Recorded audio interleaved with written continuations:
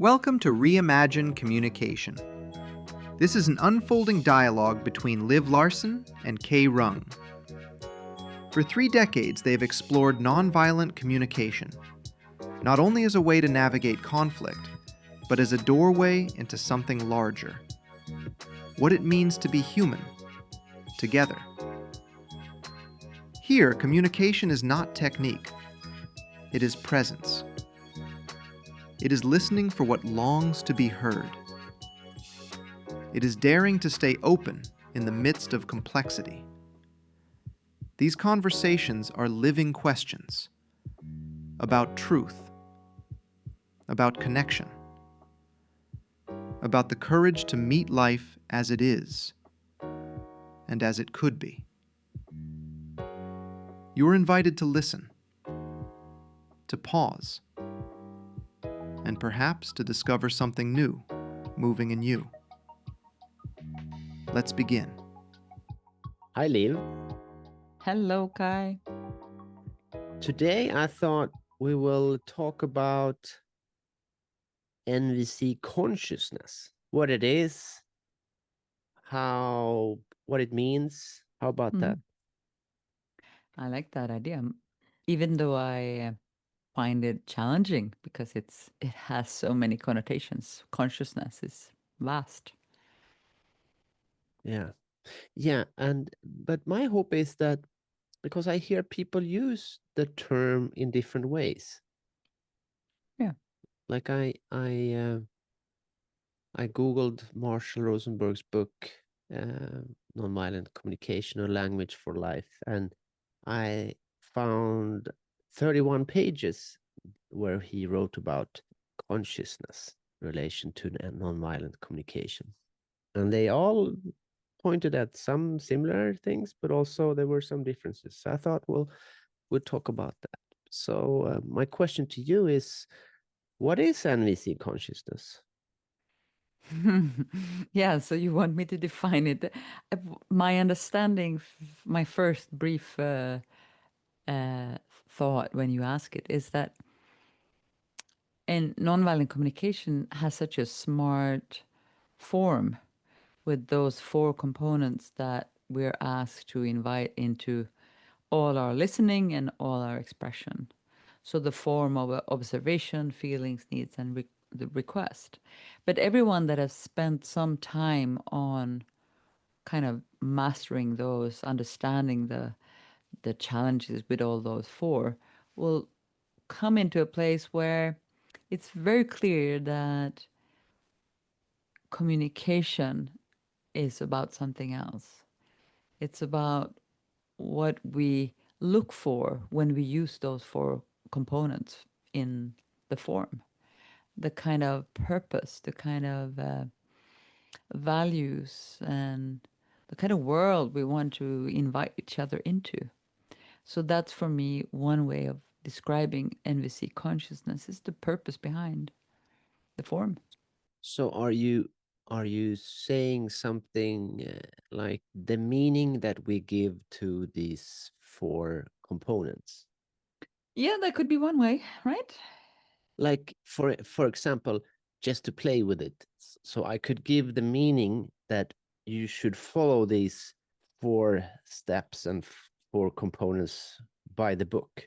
You should do them right. You should learn them. So that is the purpose. And then another meaning I could give could be, well, I I use these 4 components as a way to kind of invite compassion, understanding, honesty, authenticity. And sometimes I might not need them. I might not think about them so like rigorously if we have a certain kind of flow in the communication. So that would be like 2 meanings I could give to them. I think you agree, but I'll check that NVC consciousness, that is, it's not an observation.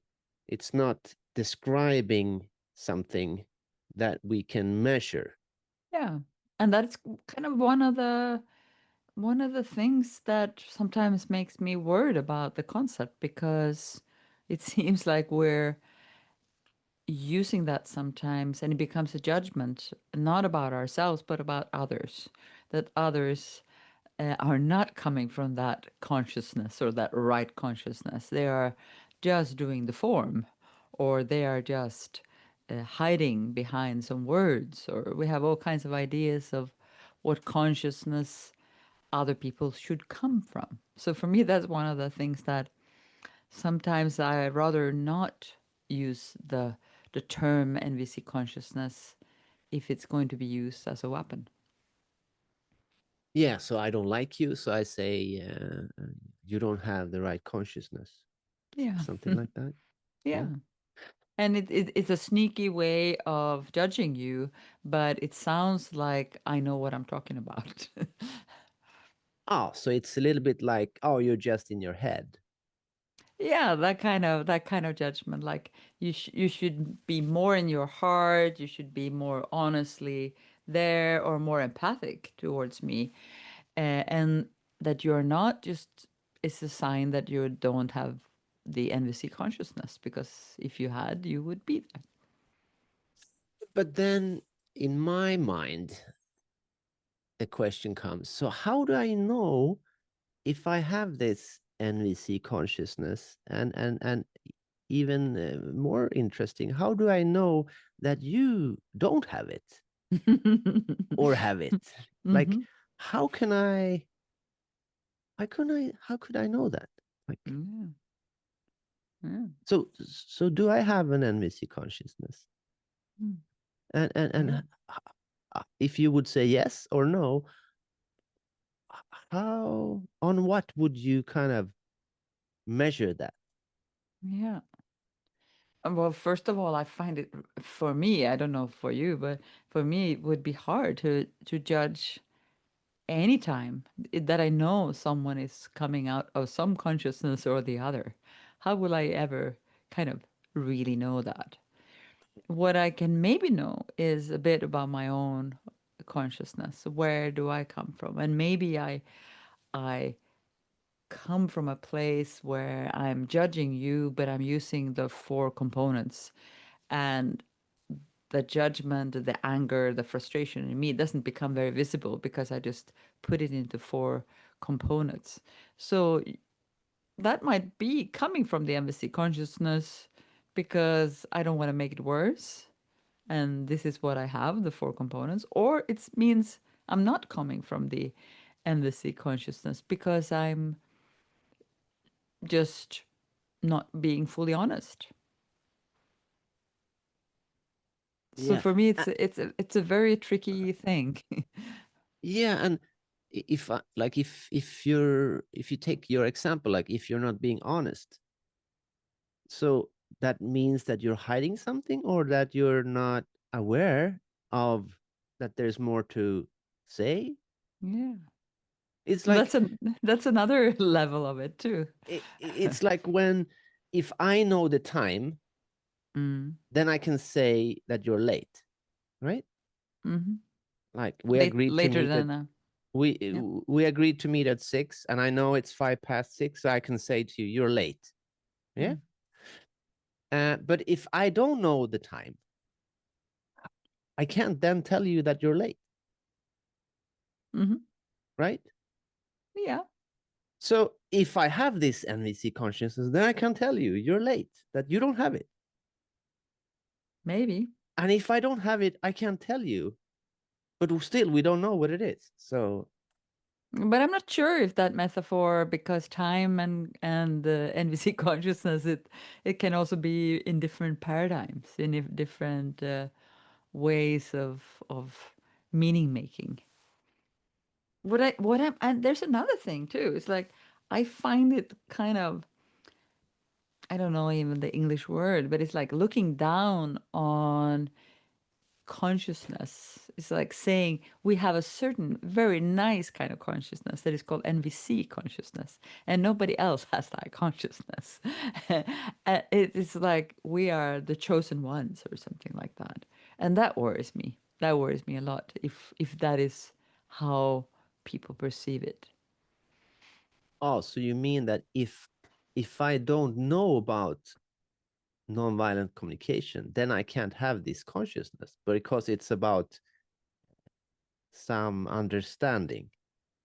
Yeah. And if it's clear that that's what we mean a certain understanding of Marshall Rosenberg's concepts of nonviolent communication, you need that in order to have NVC consciousness, then I'm fine with it. But I hear it being used as the intention of empathy, the intention of love, the intention of caring, and the intention of connecting, which can be done with many, many, many different other approaches than just nonviolent communication. But because we both met and spent time with Marshall, I remember him talking about that there were people that he met or that people that he read their books that they were doing more NVC than he ever could. Yeah. But they didn't know that about NVC. So then it makes me think that you can have NVC consciousness without knowing about NVC. Yeah, I believe so too. Or you can have consciousness with that same kind of qualities that we claim that NVC consciousness has. Yeah. And what is that then? The quality. Yeah, so maybe it is that quality. If I dare to say something around it, I'd like to hear your way of saying it also. But it might be some kind of balance between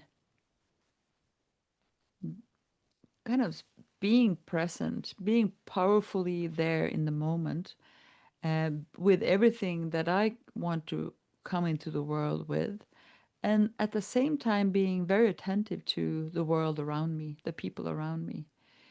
And what happens when we connect? What happens when I hear you out? I give space for full expression of you, and then I give space for full expression of me. And maybe then taking a step back and seeing what happens when there's a we. What happens when we merge and are not so concerned about mine and yours and and so on.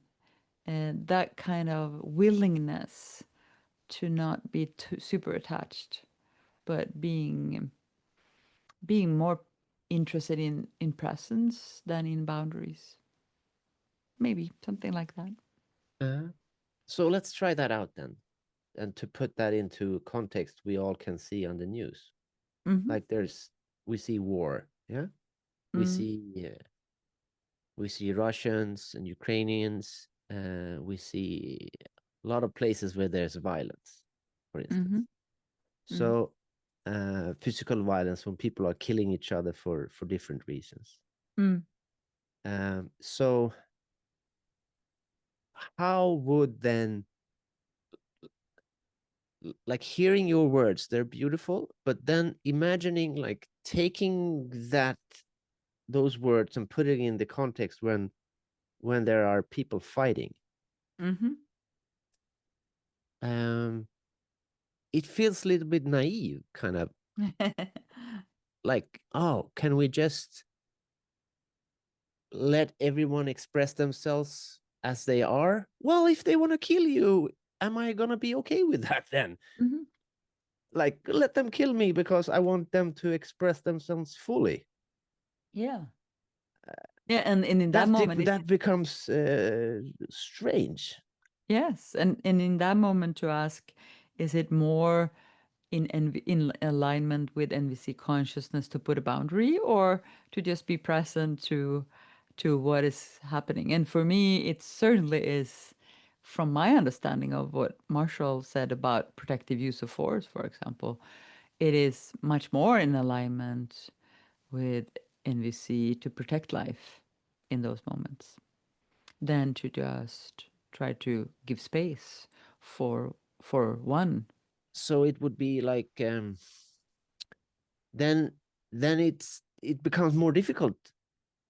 It's like, oh, it's not about accepting everything is okay all the time, but it's also putting boundaries and Yeah. knowing some, like, so what do I protect, kind of.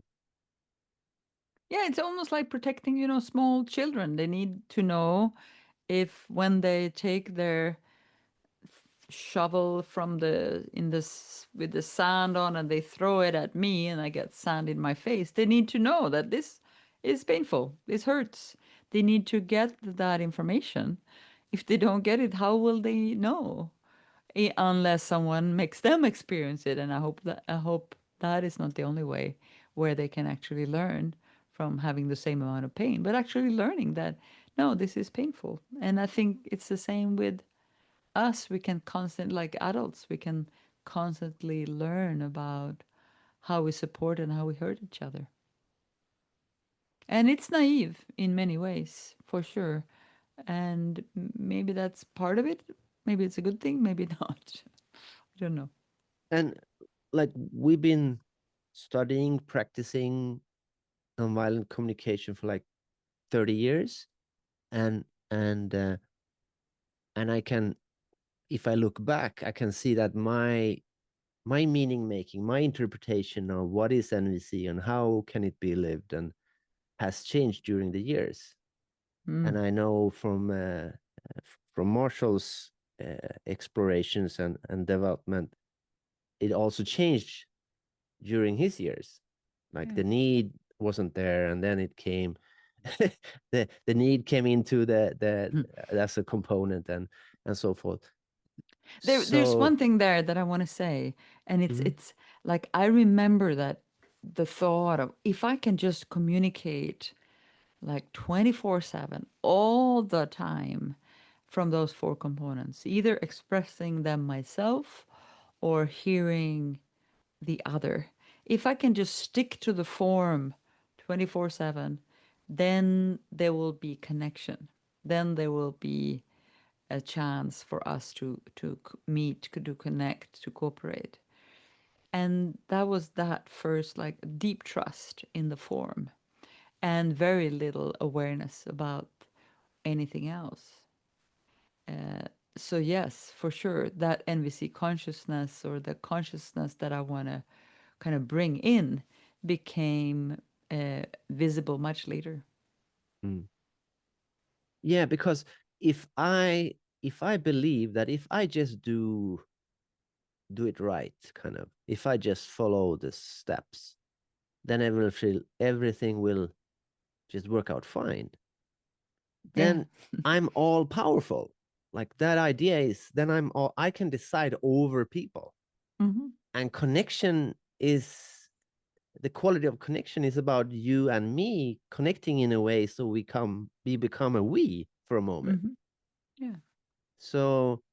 So then it is not just me doing everything right. It's like more of a dance between you and me. And then when we kind of get into the flow, we can dance. Yeah. Yeah.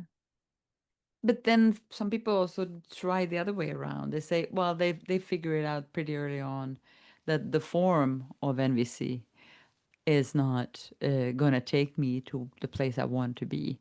So they say, oh, I kick out the form. I don't need this form. I just need the consciousness.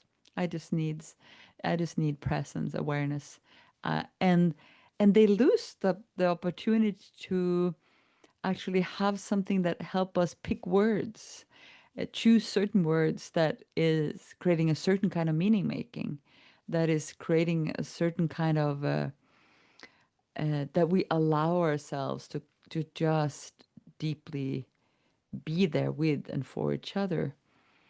Uh, and so it goes that way too, it seems like. There's a certain kind of beauty in keeping to the form just long enough for us to to realize there's more than the form.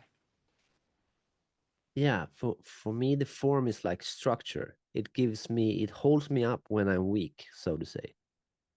It's Mm. like crutches when my legs are not strong enough, so they keep me up, and then I can build my strength with the crutches, and then I can walk without them, kind of.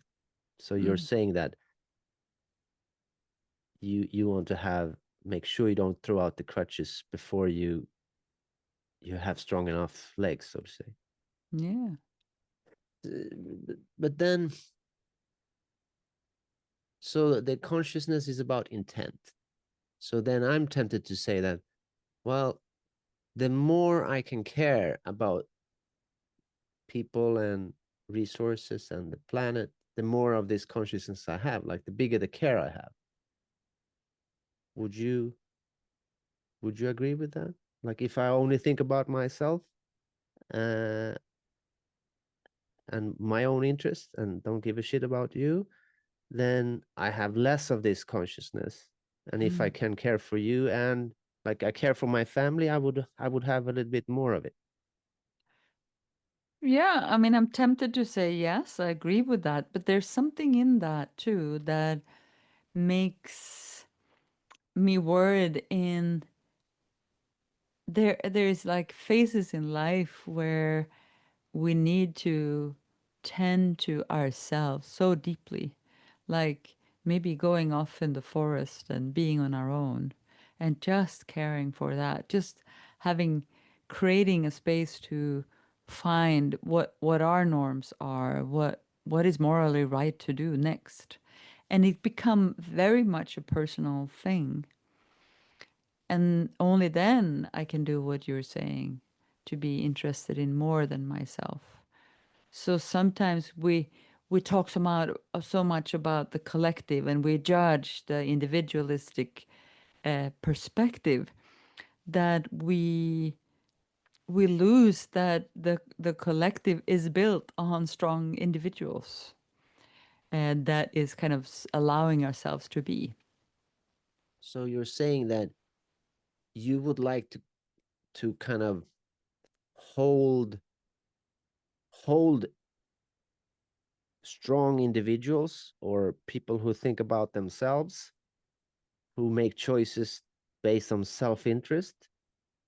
You would want to include them Mm. also, as well as the people who are caring for the collective, for the family, for the village, for the neighbor, Yeah, because the collective is built on individuals. exactly. Yeah. So we kind of oscillate, we go back and forth between focusing on myself and focusing on others, kind of, if we look Yeah. at life over time. Yeah. Yeah, I like to believe that that's how we grow, in allowing ourselves to just let go and be a collective being, and kind of just be in that field of others and us, and then coming back to a place of, okay, what does it mean to be an I? What does it mean to be me? Am I in a group that stands up for things that I actually believe in? Is that we something I want to rely on heavily, or do I want to withdraw and put my attention elsewhere? So to allow for both of these, I find that so beautiful. The To not get attached to the individual, to not get attached to the collective, but more having the oscillation in between.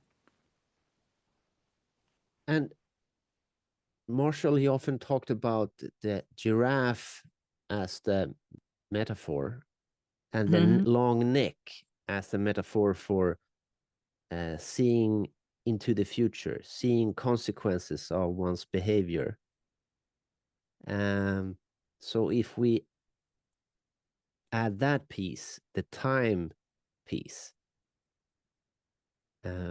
then what you're saying is that I might be really disturbed at one point in time about a person who is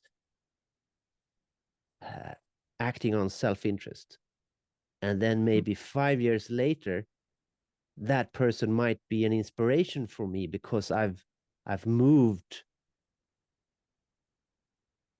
to more self-interest myself.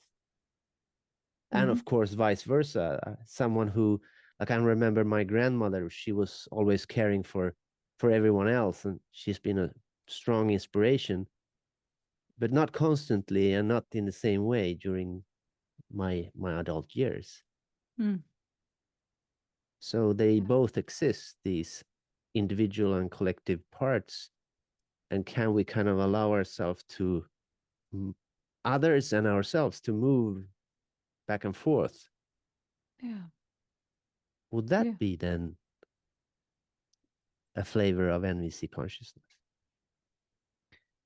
I believe so. That for me, when you describe it, it's more like if I would dream of a version of NVC consciousness, it would be for a much deeper empathy, like a much deeper, a wider circle of uh, ways that we allow people to be, that people, that we can find acceptance for each other's way through life in a much bigger way than I have seen myself been doing during my years with NVC. How much judgments I have had that luckily enough they're less, a little bit less now, but the judgment about you should be like this or like that, otherwise you're not kind of one of us. But that NVC consciousness for me would allow for differences, for would allow for a lot of different, a lot of diversity. But again, back to the naive part. Yeah. I You put find me naive when I think that? no. I just want to kind of bullshit the words a little bit. Yeah. Like, so again, like more deeply accepting that people choose to live in different ways. But what about the people who are not so accepting, who are maybe afraid or don't like Yeah. that there's so Hmm. should so would we then want to accept them Yeah. as being nationalists, or do I then say, okay, Putin, you can just bomb? Like, no, I don't want to do that. I don't want to Yeah. say. So it's like a dilemma. It's not so easy. It's like Yeah. the words can be beautiful, but then you put them in the context, then it's not that easy. Exactly. Yeah. Yeah. So what do you have to your defense? Well, I find it intriguing with the word discernment. The word discernment versus like judgment or moral judgment. To actually discern when an action, an idea, or some value system is actually going to be detrimental to something that I want to see grow. When I can actually make a discernment of why do I say that? Why do I want to stop Putin? And how much is it my moral judgment? You should not behave like that. This is not correct. Versus, I don't see how this is in alignment with how I want to see life be, being protecting humans. And to allow myself to have discernment, for me, is the antidote of being naive. To kind of say, no, this is more valuable than that. It's more, and maybe I'm contradicting myself to what I said before, but the discernment might say it's better, it's more important to set boundaries than to accept at certain occasions. So the discernment says, no, I'm not going to accept this behavior. I'm not going to allow the child to throw sand and hard toys at me. I'm going to then leave, or I'm going to ask them to leave, or I'm going to move them from a place where they can hurt others. And it would be the same with big big children like Putin. And to have that discernment. But like in Sweden, because we live in Sweden, you're allowed to believe whatever you want to believe, but Mm-hmm. you're not allowed to act on any belief. Mm-hmm. Like if it's going to hurt other people or destroy um, Property. resources, Mm-hmm. resources or nature, then we have a system to protect that. So then Mm-hmm. you would be arrested and uh, uh, and so forth.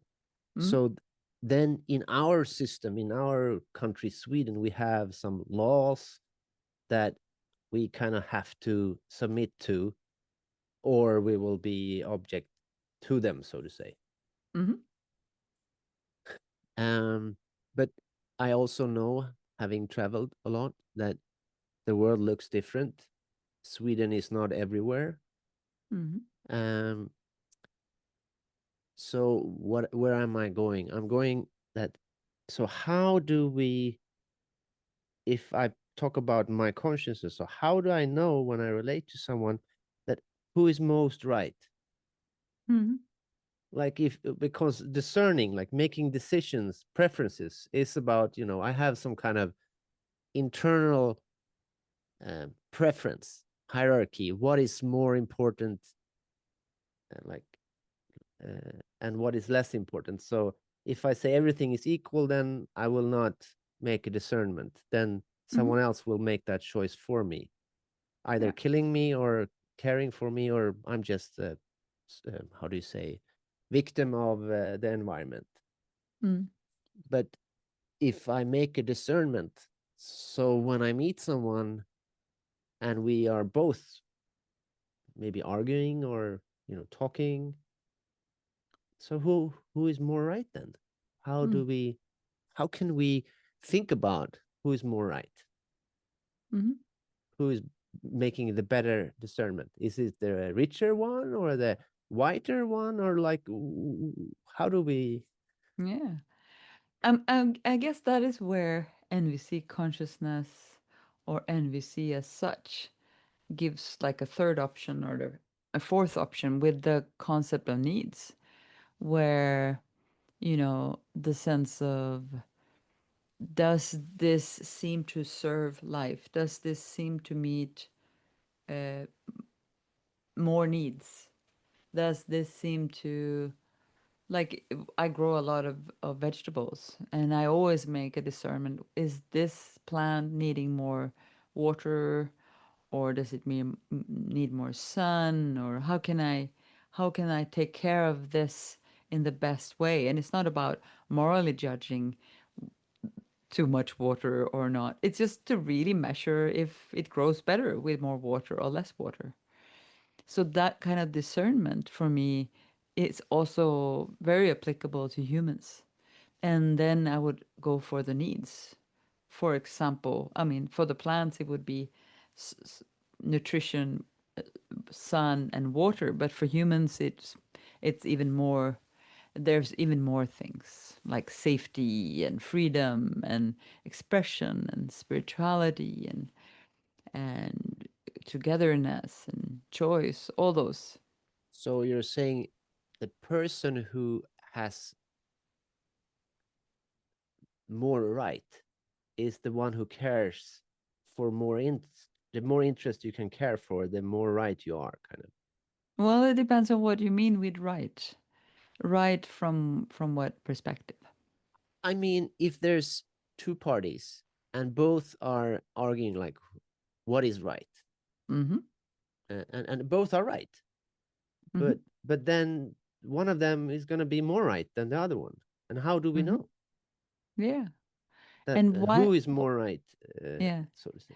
And tell me, why would you want to know that? Why would you? What would you do with that discernment when you find that?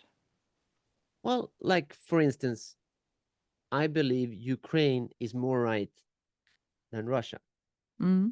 in the war, Mm-hmm. because Russia is invading Ukraine's, yeah. Yeah, So I agree with you. so for me it's very clear that Ukraine's point of view is more right. Mm-hmm. They are not aiming at civilians. They are aiming at stopping them to attack. Mm. And for me, that is more right than just to kind of bomb schools and hospitals and Yeah. but if I would talk to Putin, he would say, "Oh, he's right," and I would talk to Zelensky, he would say he's right, and then if we could make them meet, we will end up in the discussion who is more right and Mhm. whose discernment would win, not Yeah. like And then I guess we need to talk about the value system. What is the values we're wanting to uphold with the actions we're going to take? yeah. What are the things that needs to be set in place for us to kind of discern what is the next step? So for instance, the need for autonomy or freedom, Mm. that seems to be kind of important. So when we are forgetting about that or not caring for that need, then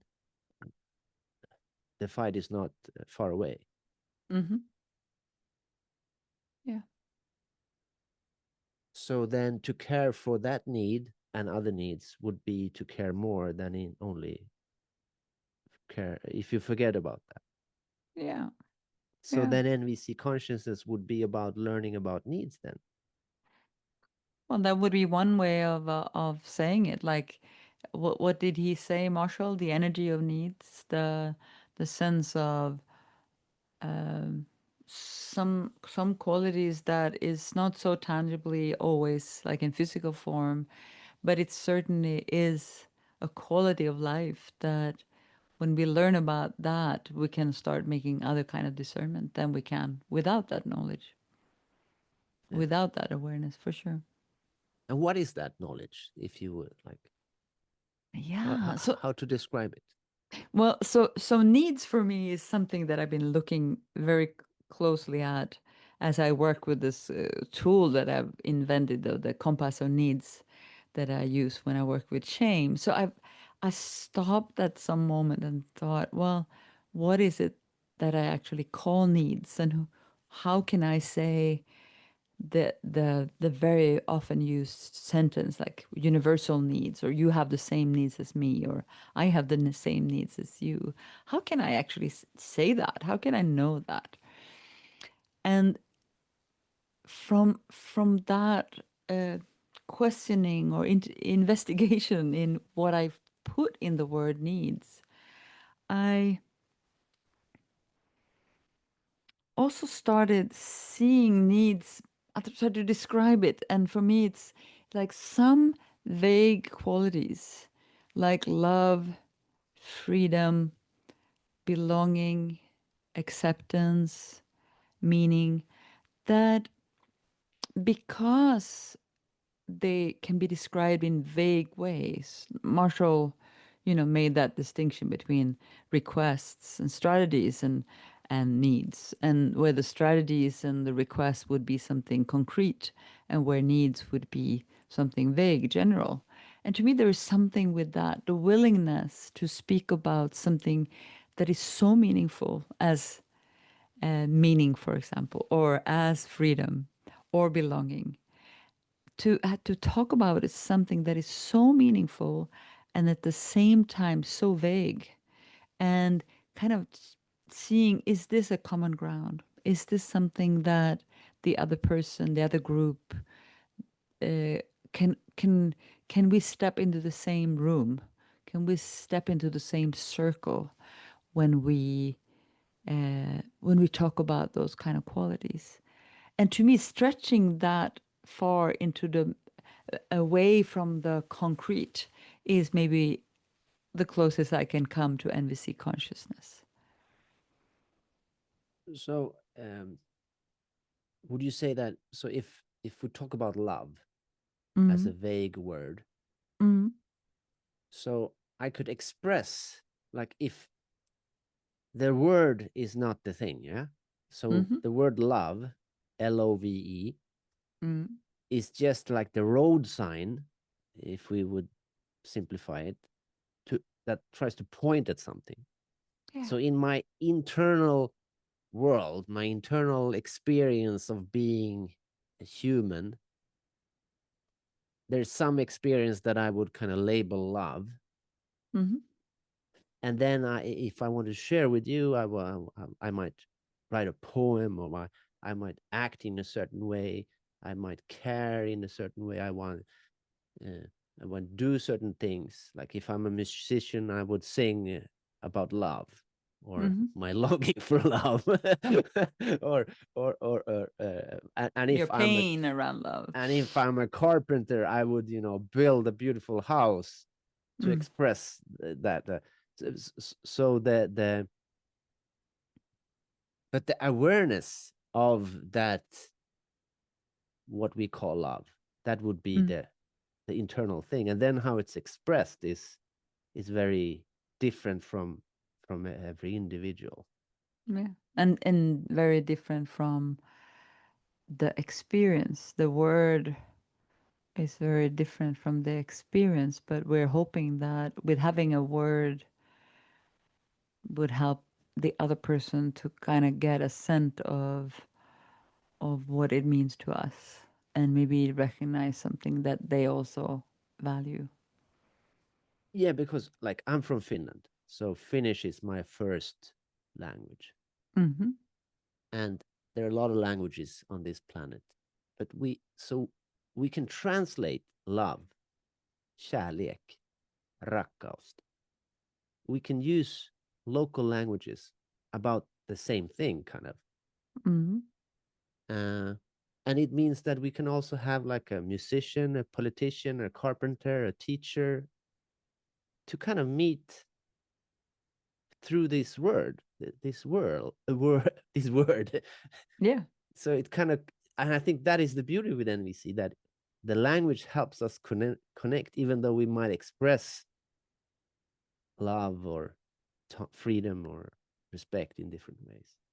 Yeah. If And we're maybe aware of it, what kind of.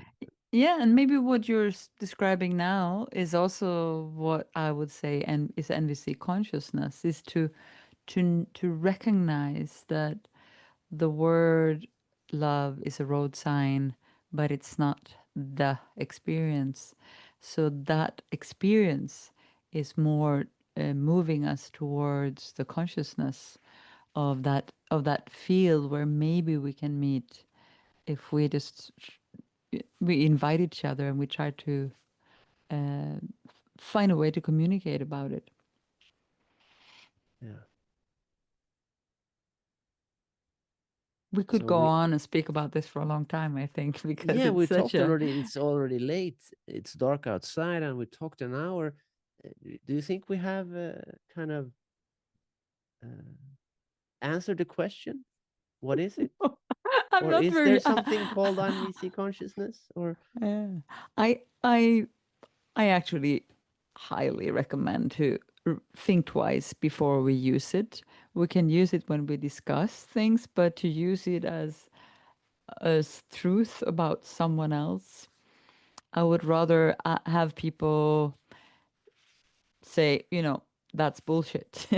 That you're open about, that you don't like what the person is doing or saying, rather than saying they're not coming from NVC consciousness. It's like such a spiritual uh, hiding something ugly judgment behind some spiritual words. So I would recommend not to use it in that way at all. so you're recommending using it as an exploration about Yeah. learning, not about talking about who has it and who doesn't have it.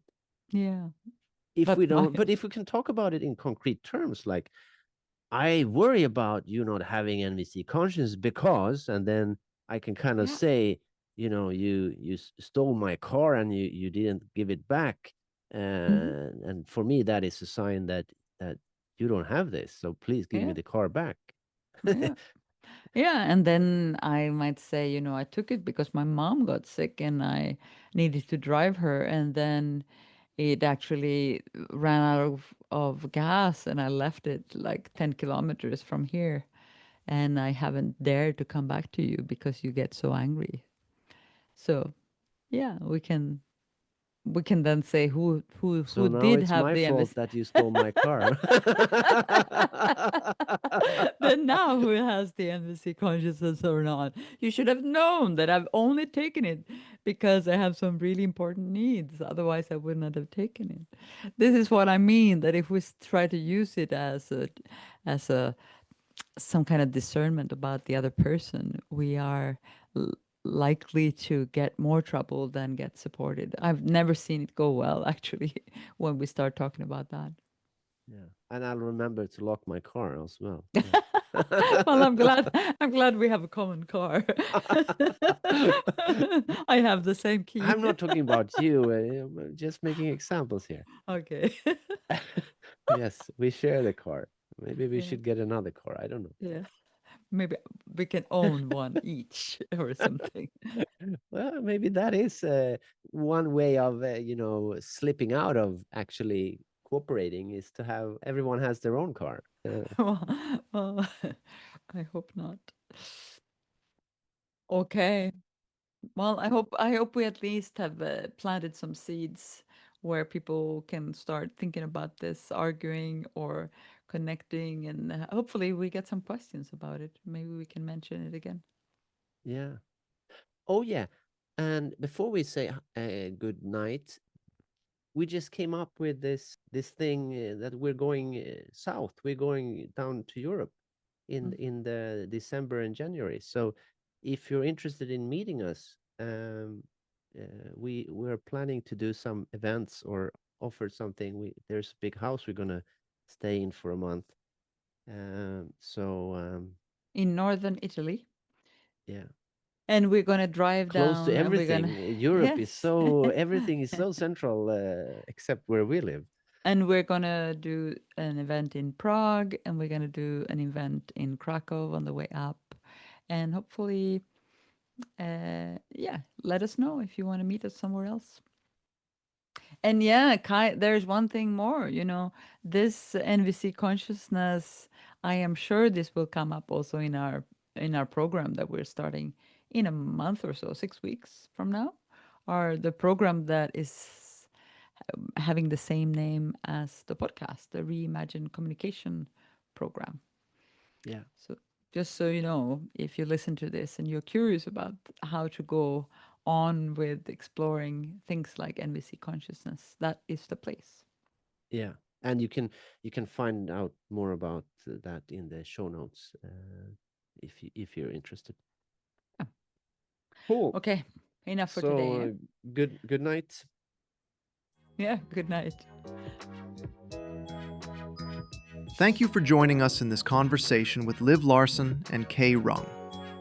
If you want to explore more of their work, upcoming trainings, or dive deeper into nonviolent communication, you'll find resources at www.frirelive.com. In the show notes, you'll also find links to books mentioned in this episode, as well as more information about our international mediation program and the Reimagine Communication program, designed for those who want to deepen their practice in mediation and bring nonviolent communication more fully into everyday life. Thanks for listening. And until next time, stay curious, stay connected.